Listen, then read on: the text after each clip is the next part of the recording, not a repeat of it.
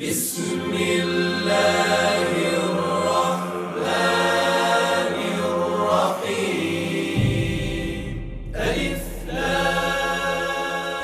লাম র, এগুলো হচ্ছে একটি সুস্পষ্ট গ্রন্থের আয়াত।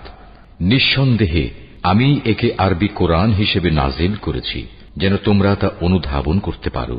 হে নবী, আমি তোমাকে এ কোরআনের মাধ্যমে একটি সুন্দর কাহিনী শোনাতে যাচ্ছি যা আমি তোমার কাছে ওহী হিসেবে পাঠিয়েছি, অথচ তার আগ পর্যন্ত তুমি এ কাহিনী সম্পর্কে ছিলে সম্পূর্ণ বেখবর লোকদেরই একজন। এটা হচ্ছে সে সময়ের কথা যখন ইউসুফ তার পিতাকে বলল, হে আমার পিতা, আমি স্বপ্নে দেখেছি 11টা তারা, চাঁদ ও সূরজকে আমি এদের আমার প্রতি সাজদাবনত অবস্থায় দেখেছি। একথা শুনে তার পিতা বলল, হে আমার স্নেহের পুত্র, তুমি তোমার এই স্বপ্নের কথা কিন্তু তোমার ভাইদের কাছে বলে দিও না, তারা তোমার বিরুদ্ধে ষড়যন্ত্র আঁটতে শুরু করবে, কেননা শয়তান মানুষের খোলাখুলি দুশমন।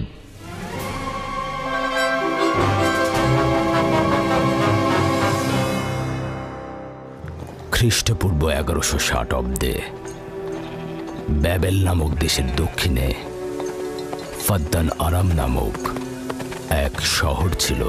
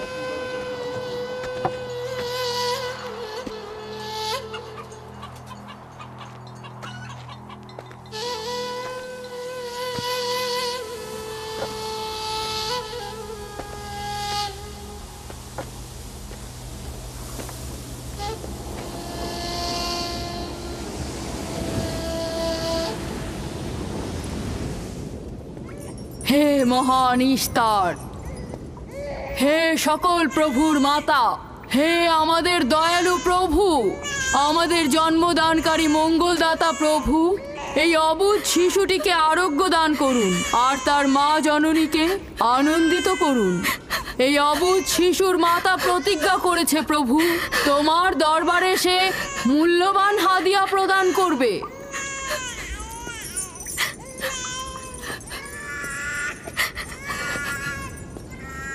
আমি মহান ইস্তারের কাছে প্রার্থনা করেছি যেন তিনি তোমার সন্তানকে জীবিত রাখেন। তুমি এখন তোমার সন্তানকে নিয়ে যেতে পারো। তুমি তোমার সন্তানকে ঠিক সেভাবে মানুষ করবে যেন সে বড় হয়ে নিজেকে ইস্তারের সেবায় বিলিয়ে দিতে পারে। আপনিও মহান ইস্তারের কাছে আমি অনেক কৃতজ্ঞ। মহান ইস্তারের ওপর রহমত বর্ষিত হোক। আপনার ওই ইস্তারের মেহেরবানিতে আমার মৃত সন্তান জীবিত অবস্থায় ফিরে এসেছে। ইস্তার মহান, তার ওপর রহমত বর্ষিত হোক। ইস্তার মহান, তার ওপর রহমত বর্ষিত হোক। মহান ইস্তার, তার ওপর রহমত বর্ষিত হোক। ইস্তার মহান, ইস্তার মহান, তার ওপর রহমত বর্ষিত।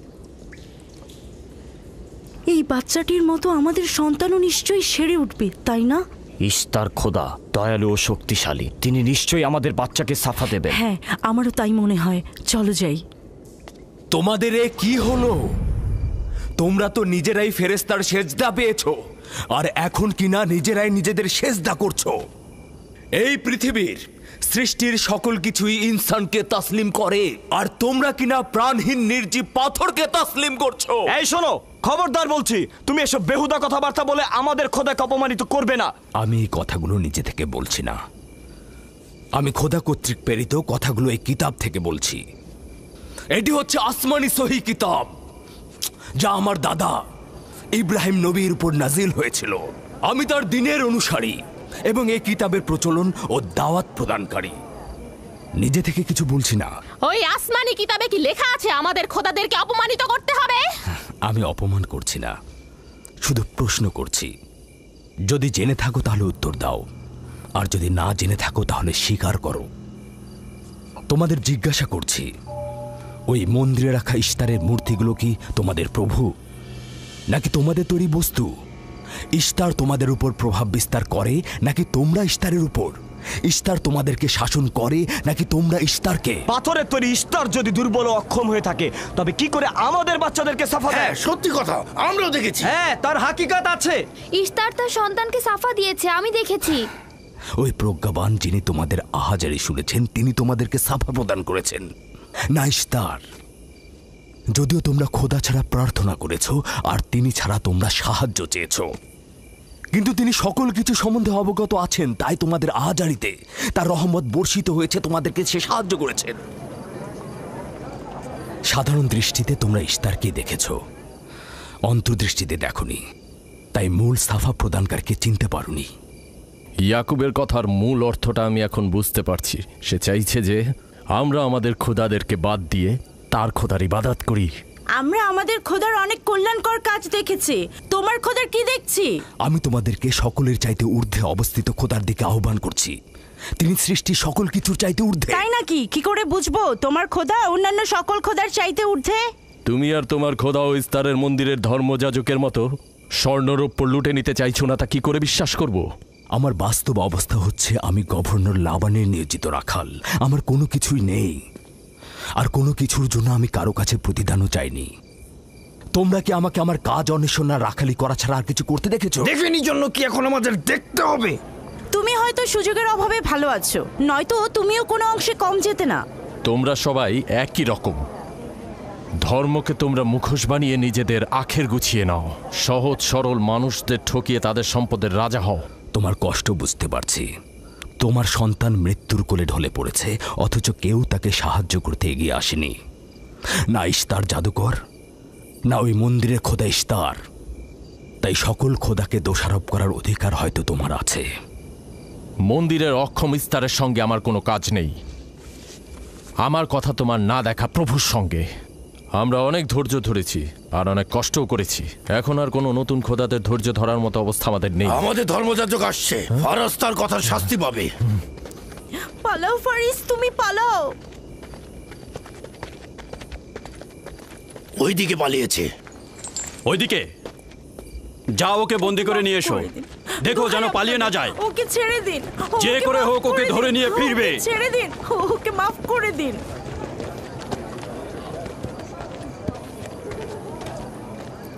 যদি শুধুমাত্র গভর্নরের জামাতা না হতে, তাহলে আমি জানি তোমাকে কিভাবে শায়েস্তা করতে হয়। মন্দিরের কোনো প্রতিনিধির সাথে আমার কোনো কাজ নেই। তোমরা সবাই চলে যাও। ইয়াকুবের কুফরি কথায় তোমরা কেউ কান দেবে না, আর কেউ বিশ্বাস করবে না। তোমরা কি কেউ দেখছো না? হ্যাঁ, এই ইয়াকুব তার কুফরি কথাবার্তার কারণে ফাদ্দানে দুর্ভিক্ষ নিয়ে আসছে। আমাদের ধর্মযাজক ঠিক কথাটাই বলেছেন। ইশতারের অভিশাপে বালা মুসিবত আসার পূর্বেই চলো চলো আমরা এখান থেকে চলে যাই।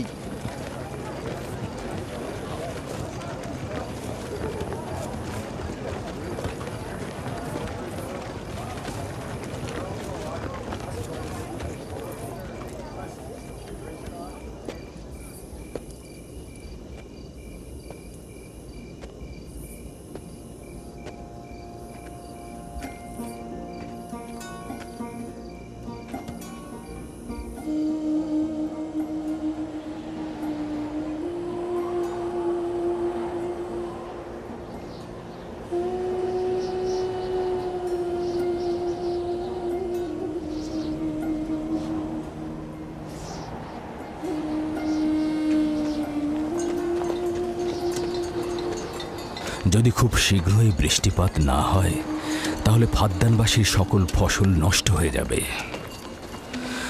আশা করছি মহান খোদা অতি দ্রুতই বৃষ্টিপাত প্রদান করবেন। ওখানে কি হচ্ছে বাবা? এটা ফাদ্দানবাসীর প্রাচীন রীতিনীতি। এখানে ইশতার নিয়ে কেউ কটু কথা বললে তাকে আগুনে নিক্ষেপ করে হত্যা করা হয়। বিচার করা হয় না সে সত্য বলেছে কিনা। ছেড়ে দাও, ছেড়ে দাও আমাকে বলছি, ছেড়ে দাও আমাকে, ছাড়ো বলছি। হে মহান ছেড়ে দাও। ধর্মগুরু, ওকে মাফ করে দাও, আমাদের উপর রহম করো।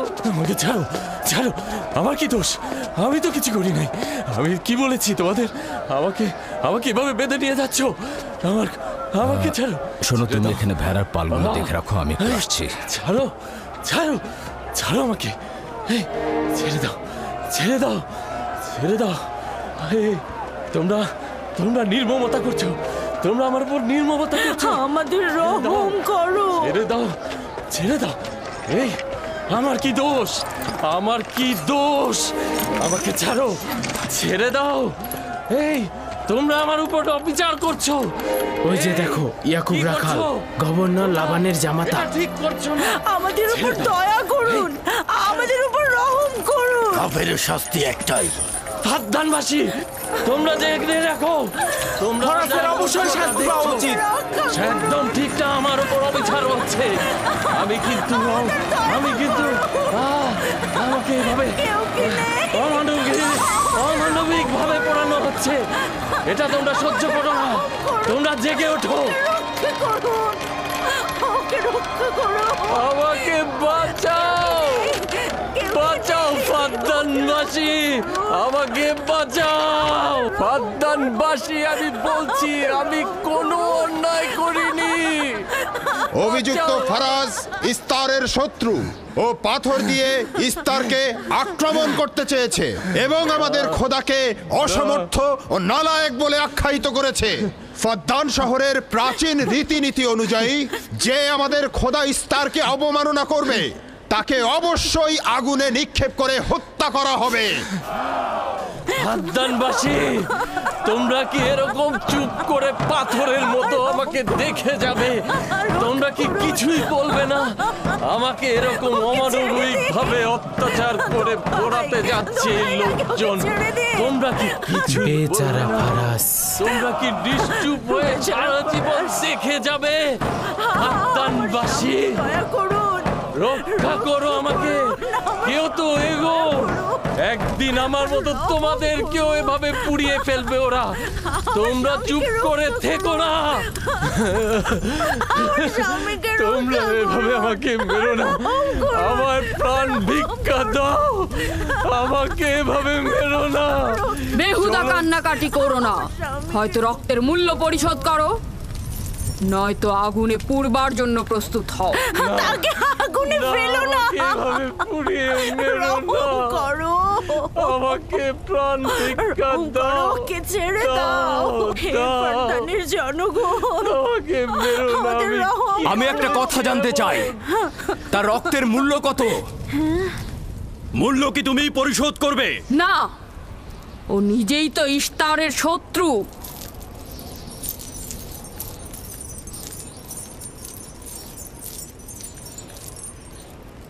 তুমি নিজেই তো ইস্তারের শত্রু, প্রথমে তোমার নিজের রক্তের মূল্য পরিশোধ করো। তাহলে আমাকে বন্দি করছো না কেন? বন্দি করো। অগ্নিপিণ্ডের মধ্যে নিক্ষিপ্ত হওয়া তো আমাদের বংশের প্রাচীন ঐতিহ্য। আমার দাদা ইব্রাহিম, উনিও তো একবার নমরুদের আদেশে অগ্নিপিণ্ডের মধ্যে নিক্ষিপ্ত হয়েছিলেন। এখন পর্যন্ত তুমি যে গ্রেপ্তার হওনি তার কারণ তুমি হচ্ছ গভর্নরের ভাগিনা। তার অর্থ দাঁড়াচ্ছে এই যে আমার মামা গভর্নর লাবান ইস্তারে খোদাকে অবমাননা করতে পারে কোনো শাস্তি ছাড়াই। ওকে গ্রেপ্তার করো আর ওর দাদার মতো ওকেও আগুনে নিক্ষেপ করো।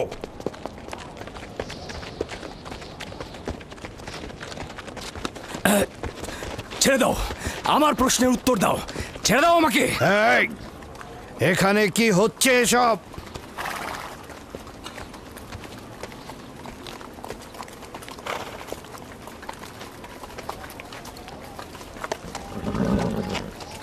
ওকে ছেড়ে দাও আর অভিযুক্তকারীকেও মুক্ত করো।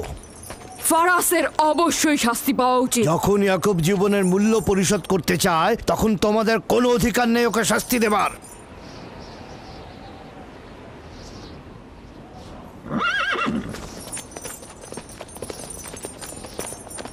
তাকে মুক্ত করে দিন।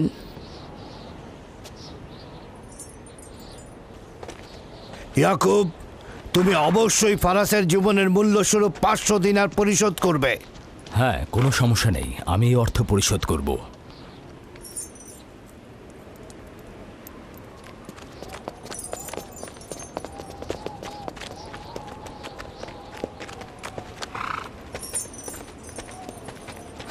খোদা তাআলা আমার দয়ালু মামাকে হেফাজত করুক। ইয়াকুব, আমি তোমাকে কতক্ষণ এরকম বিপদ থেকে বাঁচাতে চোখে চোখে রাখবো?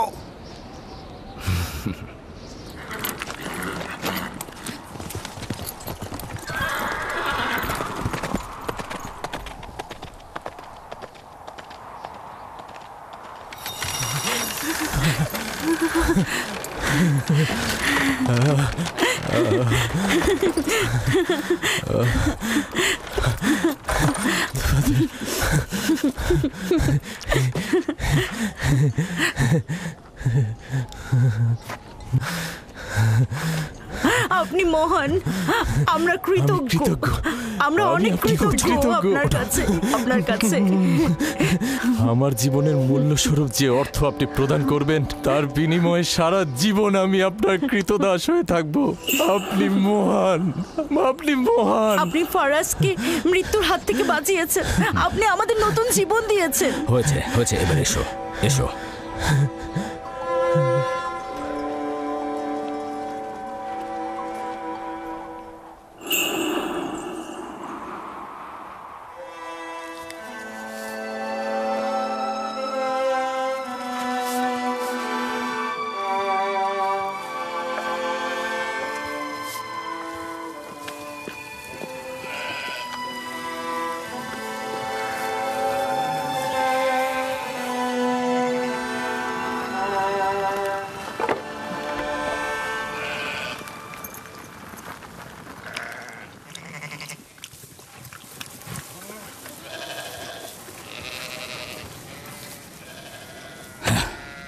লোকটি আসলেই খুব ভালো, আসার পর থেকে শুধু কাজই করে যাচ্ছে। হ্যাঁ, বছরের পর বছর ইস্তার, ফাদ্দান ও ব্যাবলের লোকজনকে অন্যায়ভাবে কোরবানি দিয়ে আসছে। আজ তোমার পিতার জন্য আমি ও ফারাজ বেঁচে গেছি। আপনি ওর জীবন বাঁচিয়েছেন বলেই ও ইস্তার পূজা ছেড়ে এক খোদার ইবাদতে মশগুল হয়েছে। হ্যাঁ, তা হয়েছে রাহেলা। আসলে যখন সে মৃত্যুর হাত থেকে রক্ষা পেয়েছে তখনই এক খোদায় বিশ্বাস এনেছে। আমাদের মুসাফির কখন পৌঁছবে? খুব শীঘ্রই হে খোদার নবী, বেশি দিন বাকি নেই। বছরের পর বছর তোমার সন্তানের প্রতীক্ষায় রয়েছি। যদি খোদা চায় তো খুব শীঘ্রই এই প্রতীক্ষার অবসান ঘটবে।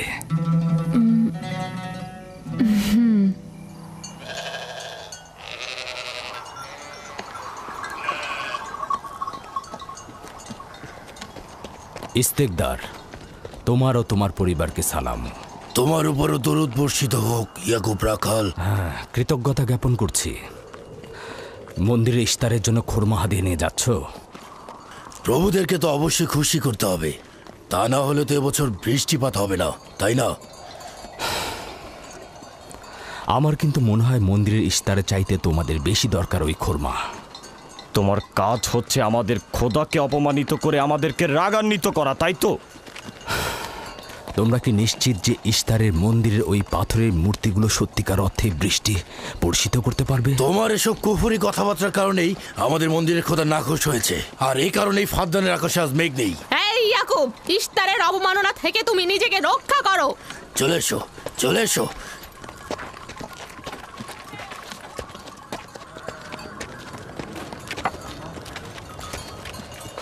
এটা তোমাদের কেমন বিবেচনা? তোমরা শক্তিশালী ও দয়ালু এক খোদাকে রেখে নির্জীব পাথরের উপাসনা করছো।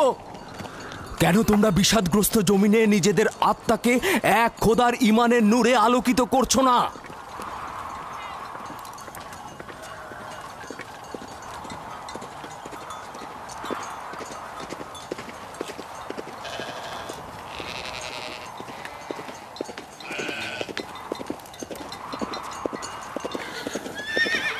হে মহান ইস্তার ইলাহি, তোমার ফলপ্রসূ এই মন্দিরখানা তোমার শত্রুদের রক্ত দ্বারা পবিত্র করব। শুষ্ক মৌসুমকে এই অঞ্চল থেকে দূর করে দাও, তোমার রহমতের বৃষ্টি বর্ষণ করো। হে মহান ইস্তার ইলাহি, তোমার এই ফলপ্রসূ মন্দিরকে তোমার শত্রুদের রক্ত দ্বারা পবিত্র করব। হে মহান ইস্তার ইলাহি, এই অঞ্চলের শুষ্ক মৌসুমকে তুমি দূর করে দাও। তোমার রহমতের বৃষ্টি বর্ষণ করো। হে মহান ইস্তার ইলাহি, আমাদের খোদাকে তোমার অবজ্ঞা করেছে। রহমতের বৃষ্টি বর্ষণ করো। হে ইশতেকদারের সাথে মন্দিরে ঢোকার সময় কথা বলেছে, তোমার আমিও দূর থেকে রহমতের দেখেছি। বৃষ্টি বর্ষণ করো। হে মহান ইস্তার ইলাহি, তোমার ইয়াকুব হাত গুটিয়ে বসে থাকবে না। ধ্বংস করো, তোমার দুশমনদের ধ্বংস করো, আর ফারদানের জনগণের উপর রহমতের বৃষ্টি বর্ষণ করো।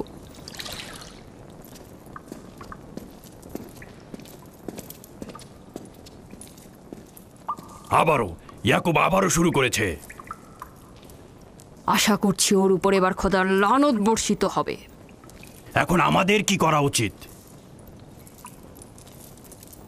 লাবানকে এখানে ডাকো, তার সাথেই সমাধান করব।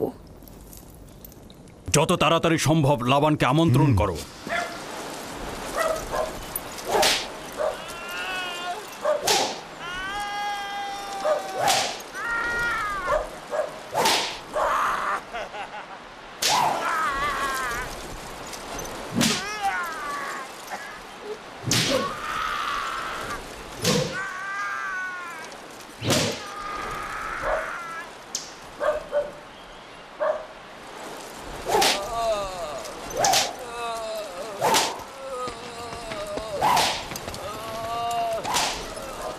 জনাবে আলী, ইস্তার মন্দিরের মহান ধর্মগুরু আপনাকে সাক্ষাতের জন্য আমন্ত্রণ জানিয়েছেন। গুরুত্বপূর্ণ কিছু? হ্যাঁ জনাবে আলী। হ্যাঁ, এবার বন্ধ করো।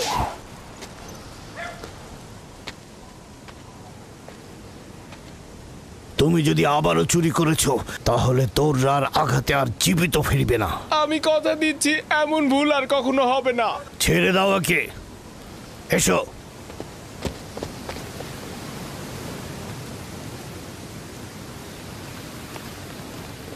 প্রকৃতপক্ষে বিষয়টা আসলে আপনার জামাতা ইয়াকুবকে নিয়ে। ইয়াকুবের আমলনামা তার নিজের সঙ্গে সম্পৃক্ত।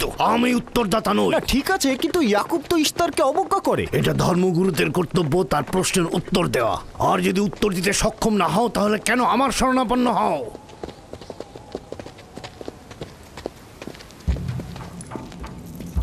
খোদার চাইতেও বড় খোদা মহান ইস্তার রাগান্বিত হয়েছেন।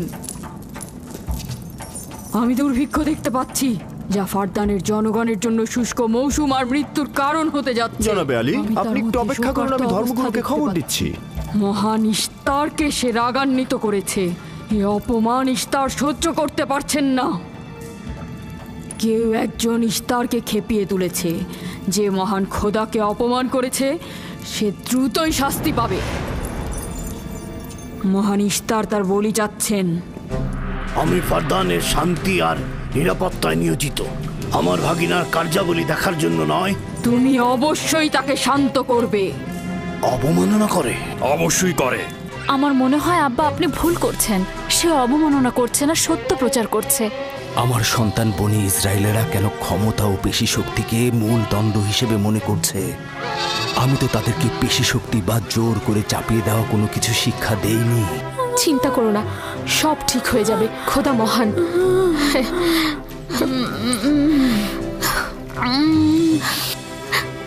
আগুন প্রথমে কাফেরের পোশাকের নিম্নাংশ গ্রাস করবে। যারা ইস্তারকে অবমাননা করেছে অতি দ্রুতই তাদের ধ্বংস আসন্ন। এই লোক নিজের জন্য কোনো রহম নিয়ে আসেনি এবং সে তোমাদেরও কোনো রহম দিতে পারবে না। সে তোমাদের জন্য যেমন দুর্ভিক্ষ নিয়ে আসছে, তেমনি তার স্ত্রী পুত্রের জন্য মৃত্যু ডেকে নিয়ে আসছে।